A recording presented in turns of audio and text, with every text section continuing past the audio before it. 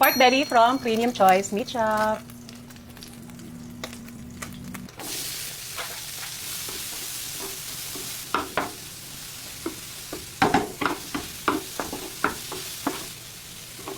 White part yun ng leeks. Gochujang.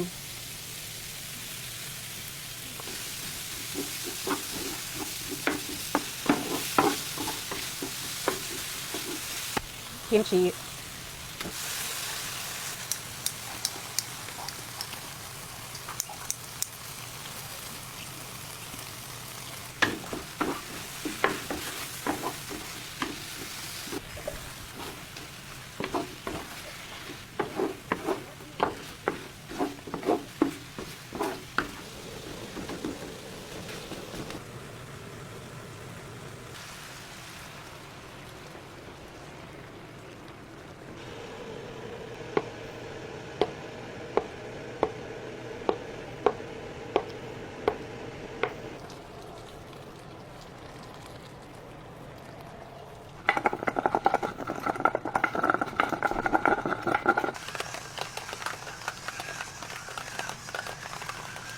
Tayo ng isang pork para makita natin or matikman natin kung malambot.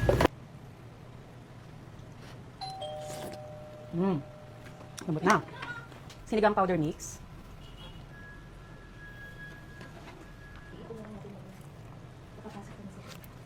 Yun yung lasa na hinahanap ko.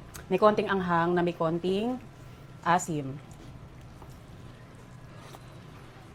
Tama rin asim. Ayaw natin masyadong maasim para hindi matabunan yung lasa ng kimchi. At bago maluto ang ating, lagyan nyo sa comment box ang name ng dish na to. Ito ay collaboration. Magtitimpla muna tayo ng Lovely Fiber drink. Alam nyo na yan, kapag ganyan masarap ang ulam, mag-Lovely Fiber drink muna kayo para busog na agad. And good for gut health ang ating Lovely. Kaya lakas, makaglow. Nail carnitine, Garcinia Cambodia, grapeseed extract, stevia, mango extract from Thailand, and caroline fiber from France. Ito, kinagisnan ko na, nasa kalagitnaan ng pagluluto ko.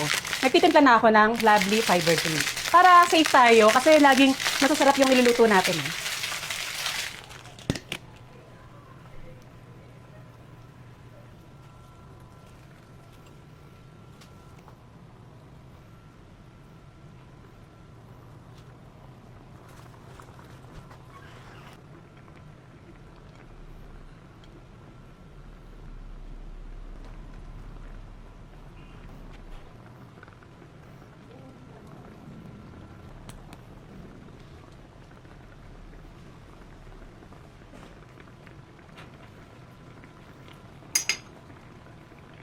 At ayan na, ang ating, anong pangalan ng dish na to? Sa totoo lang, request to sa akin ng mga anak ko, matagal na. So ngayon ko lang napagbigyan.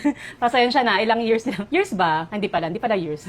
Ano lang, last week lang pala, Last week lang. Ang bango ng amoy niya. Kasi ako, mahilig ako sa kimchi jjigae. So, combination ng sinigang. Pwede nga, but not super asim para hindi matakpan yung mismong lasa ng kimchi. Alam niyo na, dahil nag-Lovely Fiber drink tayo, kontian lang natin. Dahil for sure, busog na agad tayo. Alam niyo, ang saya nito. Yung ganyang setup, tapos ilalapag nyo sa hapagkainan. My goodness. I'm sure masisiyahan yung mga anak nyo nito. Parang ngayon kasi ng ganda. Wait lang, picturean muna namin. Wait lang. Ayan, tapos ko na picturean. So, halika na. Para kang nasa hot pot lang. Saan ba ako targetin muna natin kung saan or ano yung paborito ko. Ang favorite ko is tofu. Since naka-low carb tayo, tofu muna yung dalihin natin. Yes. Mahilig din ako sa okra. Yung, kung mapapansin nyo, yung okra, hiwa na dapat hindi hiwa kapag pipirituhin nyo. Tapos, yung mga vegetables, ang ginawa ko talaga ay, pinirito ko sila para medyo iba naman yung lasa niya from the usual sinigang na nakasanayan. So, parang mas malasa, syempre, pinray natin. Pero sa olive oil naman, syempre, talong. Saka para meron din siyang texture. Mainit-init pa.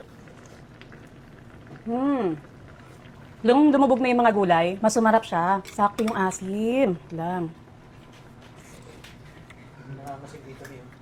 Actually, ang bango niya. So, the best na sinunod yung request ng anak ko. Mukhang ulit-ulitin ko to.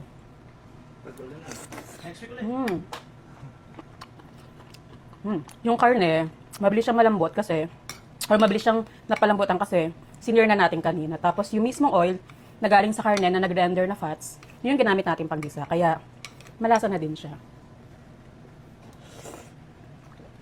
Medyo nakakasuko ng konti, pero, hindi siya super anghang. Tapos kapag nagluto kayo nito, syempre may kids, bawasan nyo na lang po sa gochugaru. Gochujang. Gochujang. Alam mo, sa sobrang sarap niya, nakalimutan ko yung name na ingredient. Ganun siya ka-effect. The best. Dagdag ko sa comfort food ko to. Wala si Kuno dyan. Kapit na kapit yung lasa sa kanya kasi ginisa rin natin kanina. Kasama ng mga pampalasa. At isang recipe na naman, ang binagang tadhana ni Modern Nanay.